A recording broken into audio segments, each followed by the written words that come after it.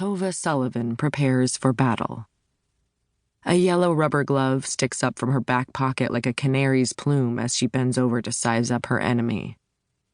Chewing gum. For heaven's sake. She jabs at the pinkish blob with her mop handle. Layers of sneaker tread emboss its surface, speckling it with grime.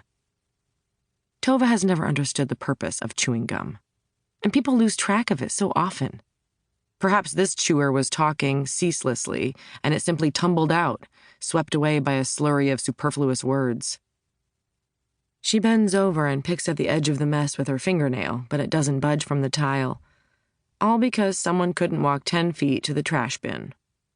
Once, when Eric was young, Tova caught him mashing a piece of bubblegum under a diner table. That was the last time she bought bubblegum for him, although how he spent his allowance as adolescence set in was, like so much else, beyond her control. Specialized weaponry will be necessary. A file, perhaps.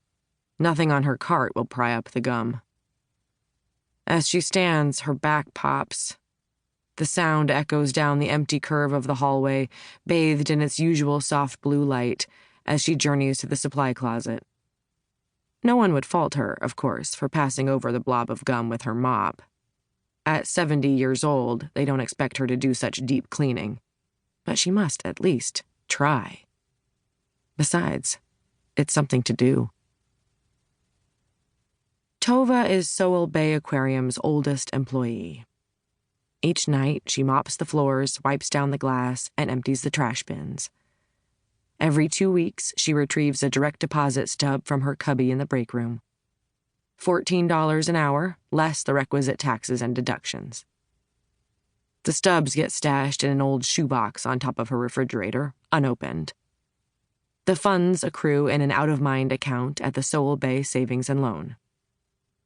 She marches toward the supply closet now, at a purposeful clip that would be impressive by anyone's standards, but is downright astonishing for a tiny older woman with a curved back and bird-like bones. Overhead, raindrops land on the skylight, backlit by glare from the security light at the old ferry dock next door. Silver droplets race down the glass, shimmering ribbons under the fog-bound sky. It's been a dreadful June, as everyone keeps saying.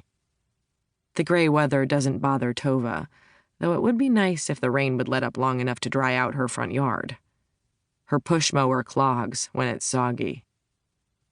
Shaped like a donut, with a main tank in the center and smaller tanks around the outside, the aquarium's dome-topped building is not particularly large or impressive, perhaps fitting for Sowell Bay, which is neither large nor impressive itself. From the site of Tova's encounter with the chewing gum, the supply closet is a full diameter across. Her white sneakers squeak across a section she's already cleaned, leaving dull footprints on the gleaming tile. Without a doubt, she'll mop that part again. She pauses at the shallow alcove with its life-sized bronze statue of a Pacific sea lion. The sleek spots on its back and bald head, worn smooth from decades of being petted and climbed on by children, only enhance its realism. On Tova's mantel at home, there's a photo of Eric, perhaps 11 or 12 at the time, grinning wildly as he straddles the statue's back, one hand aloft like he's about to throw a lasso. A sea cowboy. That photo is one of the last in which he looks childlike and carefree. Tova maintains the photos of Eric in chronological order. A montage of his transformation from a gummy-grinned baby to handsome teenager, taller than his father, posing in his leather jacket, pinning a corsage on a homecoming date, atop a makeshift podium on the rocky shores of deep blue Puget Sound, clutching a high school regatta trophy. Tova touches the sea lion's cold head as she passes, quelling the urge to wonder yet again how Eric might have looked now. She continues on, as one must, down the dim hallway.